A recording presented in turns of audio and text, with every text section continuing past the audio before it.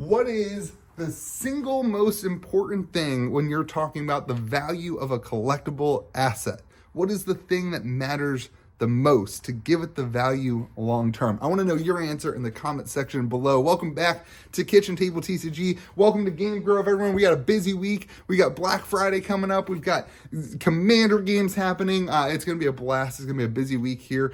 We also have family in town. So wanted to get out some videos and hang out and chat with you all. Today we're going to be talking about investing in cards. I know that's insane, but if you didn't know this, there is a collectible market for trading card games, and there's a collectible market for baseball cards and baseballs and things like that. So I want to chat today about what is the most important aspects of a value in these things and give you my opinion. I believe, I'm going to give you the answer right now. Let me know what you think in the comment section before I get there though.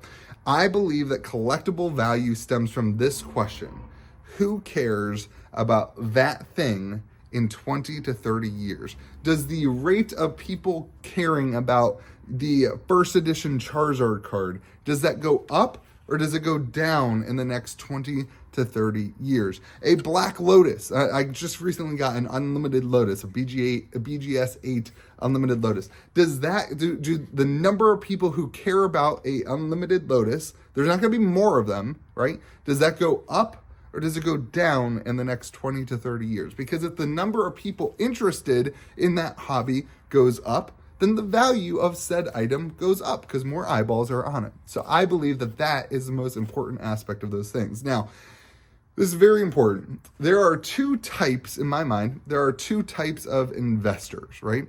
There are short-term flippers. These are the people who are looking to make a short-term return on their investment. Maybe they're looking, everyone has their own opinions on what this is, but maybe they're looking to 2x their income. They want to spend $50 on an item, and as soon as it hits $100 or $100 after fees and shipping, they're sold, they're selling that product, they're getting out of it. They don't care about the game. They don't care about the longevity of the game. This is the people who are buying Lorcana, right? They don't care about the longevity of the game. They just want their instant tendies and free money, right? This was very prevalent, of course, in the pandemic when everybody was buying Pokemon cards. Nobody actually cared about Pokemon, but they just wanted to flip, right? You saw everybody started flipping and ripping and all that stuff. So you've got the flippers, the quick flippers. Then you have people who are long-term investors or collectors or whatever ugly term you want to use in the comment section. These are the individuals who love sealed product. I think the best, brain study on this would be like people who invest in sealed Magic the Gathering boxes. A new set comes out, they buy 2, 3, 10 cases, whatever it is, 2 boxes, 1 box, 100 cases, whatever they have the means to. They put it in a closet or they put it in a warehouse and they store it with the idea that over time the boxes go up in value. And then if you do what I did, and for 5 to 10 years, you then start selling those old boxes to fund new boxes. And the collectible hobby just kind of funds itself. And we talk a lot about that on the channel, where this interesting thing about collectible games is that you can just reuse your money to spend. You don't have to spend a lot of money on the hobby if you upfront are smart about it. If you buy things that go up in value or retain their value, once you are in the ecosystem, you can use the ecosystem to fund your hobby, which I actually love. But that's the long-term investors. So today we're going to be talking mostly about long-term investors. I don't do a lot of quick flipping things. I mean, I have a store, which I guess technically is like quick flipping, but reality, it's like a business. I have employees. I have a place for people to play. It's a lot more than that. But we're going to talk about long-term value of collectibles here and what I think and what I look at when I'm doing this stuff. So for me, the key is the growth of the next generation. Are people coming into the hobby from a younger, standpoint? I think if you look at the longevity of a game like Magic the Gathering, you say, oh my gosh, this game has been around for 30 years. It stood the test of time. It has, over the last 30 years, gone from 2 different generations. There is my store is not full of 55 to 60-year-old men playing Magic the Gathering. That's not who's here. There's 25-year-olds. I'm 30 and I was barely alive when Magic the Gathering came out. I care about Magic the Gathering. There's, 45, they have reached a spectrum of people that's wide and is growing at least over the last 30 years it has grown. Pokemon, the same thing. Pokemon's 25 years old. People act like Pokemon's this like tiny like thing. Pokemon's like 25 years old. It's crazy. It's been around for a long time. It has stood this, the test of time. But the question remains, will it continue to stand the test of time? Will it continue to be around for 20 to 30 years? Now, there's a bunch of different aspects that go into this, right? Because you have to know, can these games and can these companies withstand downwards pressure, like a pandemic, like the pandemic was actually really good for collectible stuff, but you know what I'm saying, black swan events, can they handle those things?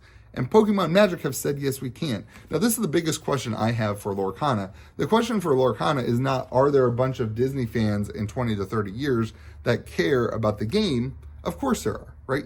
Because it's Disney. People are going to care about Disney. But the question is, can the company navigate the ebbs and flows of these games, right? So, sorry, that was a little bit of a tangent, random Lorcana thing. It's just Lorcana. I've sold so much Lorcana in the store this week. It's absolutely insane how many people come in looking for Lorcana. It's absolutely insane. So yeah, the question to me is, what is Magic the Gathering doing to grow the next kind of generation? And frankly, Pokemon is absolutely dominating Magic the Gathering in that realm. The level of different customers, the diversity of age of different customers for Pokemon is absolutely mind-boggling. You've got parents coming in with kids where the parent cares more about the cards than the kid does. You got parents coming in with kids where the parent has no clue about the card. You've got college students who just like playing the game. You've got college students who collect the game and are investing in slabs and sealed product. You've got people who are doing TikTok and whatnot and all the things. The breadth of the Pokemon community is absolutely insane. There is very, very little doubt in my mind. Now, there's always risk in any of this stuff, but there's very, very little doubt in my mind that in 20, 25, 30 years, individuals care about Pokemon cards because that is it's the DNA of the hobby for Pokemon. And it's wide and it's growing, and it's the video games add to this because you got the next generations coming up and learning about these Pokemon.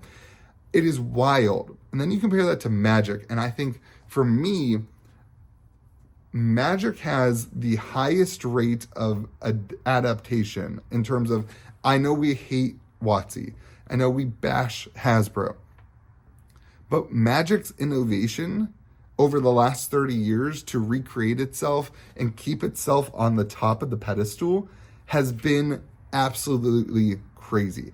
You have had multiple different instances where different games or different things have tried to overtake them at the top of the food chain, and they always innovate, and they always have innovated.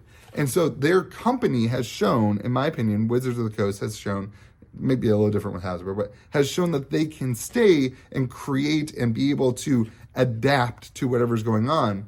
But recently, what I've noticed with Magic is that they aren't growing younger. The average age of Magic seems to be older and older, and I'm seeing more younger people, college-age students and high school students, looking at all these new games like One Piece that has this amazing, anime that's reaching millions of people, and people are asking, do you have One Piece cards? Young people are coming in looking for One Piece.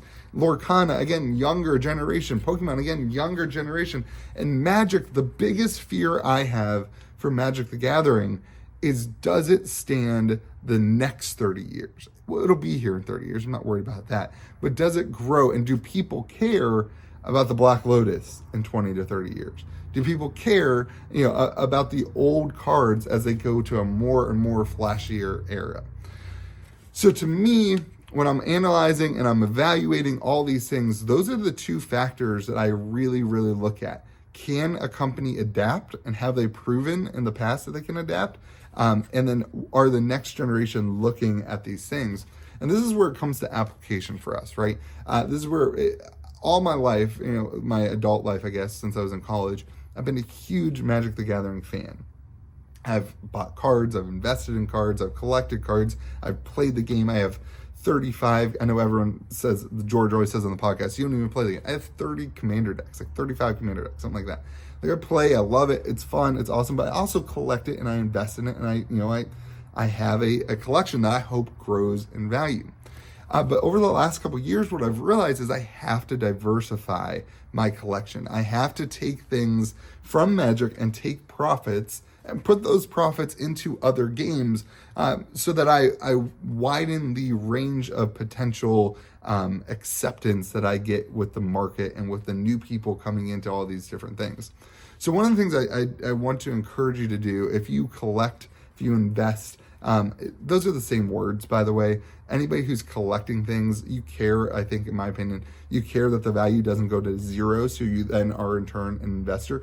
And just because you're collecting a commander deck that is played with doesn't mean that you're not also investing. Investing is spending any amount of money on an item and understanding that like it's going to go up and down in value. So you care about this whether or not you want to admit it, but nobody wants to see their $1,000 commander deck that they just spent $1,000 goes to $200 next week. Nobody wants to see that.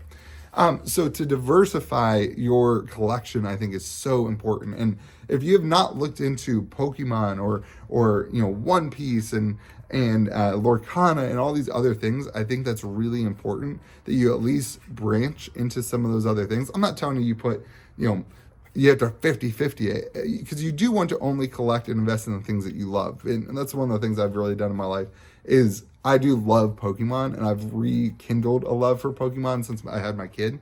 Both kids, but one of them likes Pokemon, the other one's 2, so she doesn't really know yet, right? So I think I love Pokemon. I grew up with Pokemon, so it does bring me a lot of joy. Like, I don't have a huge One Piece collection. I don't watch One Piece, right? Like, I have some stuff for like the more shorter term for the store and that kind of stuff. But I love Pokemon. I love Magic. So I've diversified into both of those things. I have a pretty good, collection of slabs. I try to keep back at least a case of all the new sets just to kind of have things over time, just like I did with Magic. And so at the end of the day, I think if you're going to do this collecting and this investing, you can't just say, well, Magic's been here for 30 years and it will be here in the next 30 years. You have to learn to take some profits and then use those profits to diversify into some other things that maybe have a better track record of growing their audience in this economy and in this world. Because what you don't want to see is that in 20 years, just nobody cares about physical Magic cards anymore. Like, that's a risk. Like, Pokemon has eclipsed that, in my opinion, because they are a collectible thing, right? Like, there's a market for just the collectability, but Magic's collectability is so rooted in the gameplay. Like, I'm not worried about like Black Lotus, I don't think, like as a card, but I think like as a whole for the individual cards, if people completely kind of move into a digital age in 20 to 30 years, I do wonder, like, what are our cards doing? It is a risk factor. I'm not saying I believe that, but it is a risk factor. Anyway, let me know what you think in the comment section below. Long story short, diversify, take risk, but also take wins, and make sure that you remember to find joy in the hobby and you're not just looking for the quick flip and all that stuff. Have fun, be kind to the people around you, have yourselves a great week, whether or not you celebrate Thanksgiving or not. If you're around family, good luck. Root for me too. Good luck for me. I've got all my family coming to the house, so get like 16 people for Thanksgiving dinner. Have yourselves a great day. Be kind to the people around you. We'll see you again next video.